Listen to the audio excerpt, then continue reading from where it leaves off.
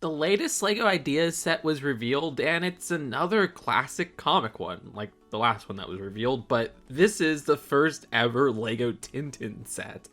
It's the Tintin Moon Rocket, which will retail for $160 in the United States, also 160 euro, and has a total of 1,283 pieces and 6 minifigures.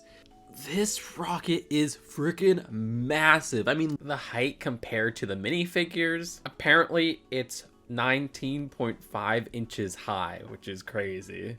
I mean, look at the design of this, which is also impressively smooth. Like, people will be like, oh, just too good. Why are you complaining that this looks blocky? It's Lego. When you have something as round as this created with Lego bricks in 2026, a build with barely any studs showing on the surface, it makes sets like, say, the Golden Retriever's weird blocky fur stand out more. This looks fantastic. The minifigures do as well. Now, my fellow American viewers might be like, who's Tintin? Or maybe I'm completely wrong, because I told my mom that Tintin was getting Ideas set a while back, and she knew exactly what I was talking about, and she's not a comic reader. Though I feel like a lot of people in my generation know Tintin, if you live in the United States, from that Steven Spielberg movie. However, Tintin is a classic Belgian comic, and it's kind of insane how popular this is, especially in parts of Europe. According to Wikipedia's best-selling comic series list, this is the 9th best-selling comic in the world. There hasn't been a new one since 1976, and it sold 250 million copies. It's insane. This specific set is based off of comics published in the Tintin magazine from 1950 to 1953, but are probably most known in the volumes that were published in 1953 and 1954. The two-parters Destination Moon and Explorers on the Moon. I honestly haven't read the comics, but I always love the art style of these comics. I actually think the Ideas project submissions rocket looks way worse than the final set, which doesn't happen often. I like the scale more where it is bigger, and the nose up top is so much smoother than the Ideas submission, and also the fins at the bottom have a much smoother look as well. I actually love how round the design of those fins are at the edges. They did a great job recreating that.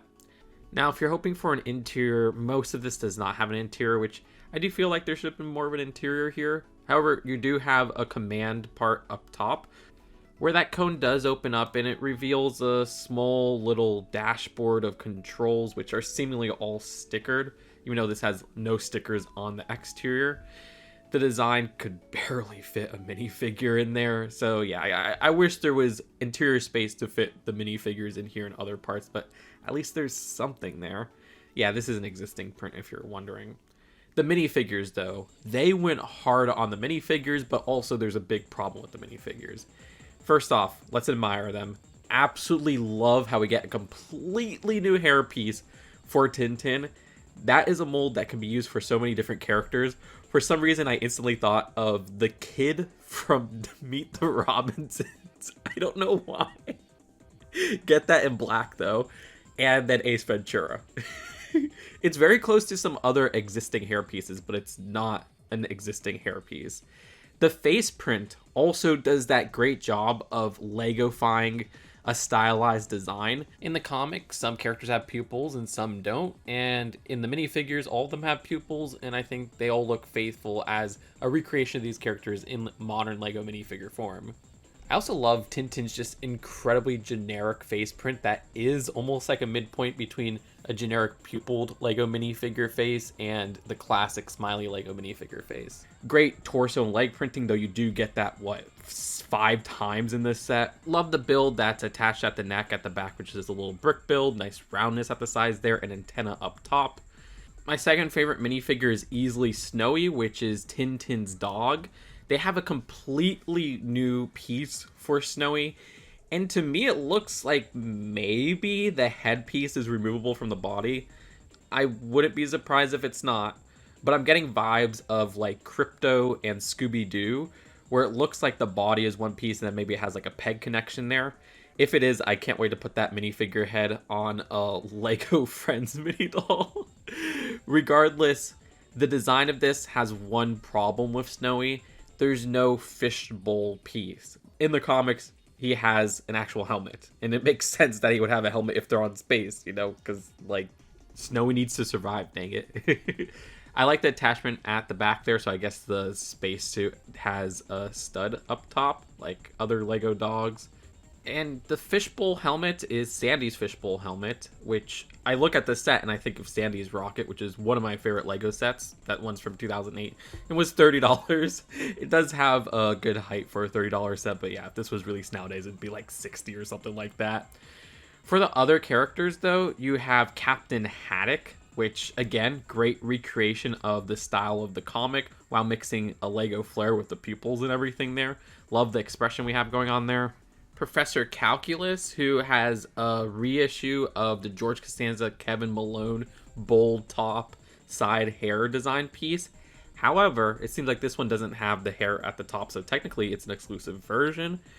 I like the surprise facial expression that's going on there.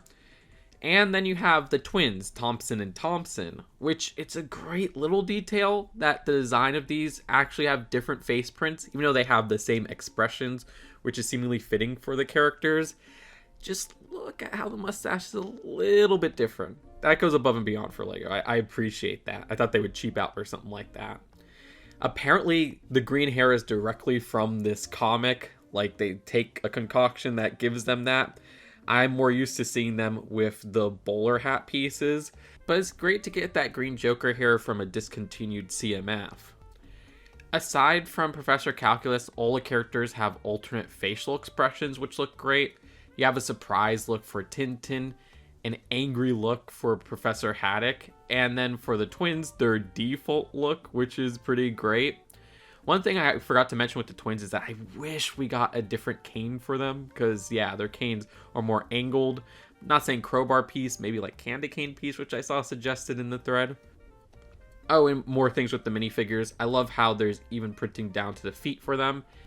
And notice how Tintin and Haddock have a device that uses a sticker on a 1x2 tile. So what's so bad with these minifigures? Well, let's be real, this is going to be the only Tintin set ever, or at least for the next, who knows, 20 years or something like that. These are very niche outfits for the characters. Like, yeah, it's from an iconic comic, but their default look is their most iconic look. And if we're never getting another Tintin set, or not for a while, you know, it would be great to get their default looks. I wish Lego adopted the practice of including alternate clothes for their characters, because there's been many instances of this where it's like, okay, this is our one shot at a set, and we're getting this limited design for the character. And there's like no other option to actually get the default clothes of these characters, unlike, say, a Krusty. It's very frustrating. I don't expect there to be a follow-up set like the very rare case with, say, Minecraft, starting out as an idea set and getting sequels to even that idea's version, or Friends getting a special set that was a sequel. And Lego is allergic nowadays to giving us cheap sets to these nostalgic license releases. It's very annoying. There is a stand for the minifigures. I just wish there was like a little plaque or something there that said Adventures of Tintin. That would have been nice. It's a very boring black stand. Regardless, one last thing I have to say about the build of this set. It's interesting that the Ideas project had that whole launch pad, and that's completely nixed from the set. There was also like a ground build, and that's also lost. I'm not saying it's needed, but interesting choice. Oh, and like that Ideas project had the ladder, and I do wish that was another part we got of like a small tiny interior. That does feel like it's missing too. And finally, that price per piece ratio. If you're a price per piece ratio person, this is not the set for you. At $160 for 1,283 pieces. However, the size of this is really big.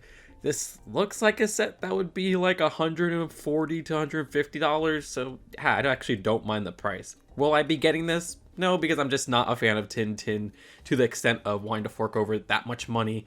Having this on display wouldn't really do too much to me, but I do want to get Tintin and Snowy because those minifigures are adorable, and I especially love new hair pieces, you know that.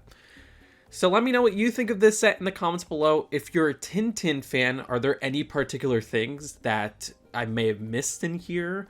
Subscribe here for more Lego news and commentary and honest Lego takes, and I'll see you later. Seriously, you clicking that subscribe button, leaving a like, and leaving a comment helps so much because the algorithm sucks on YouTube. Peace out.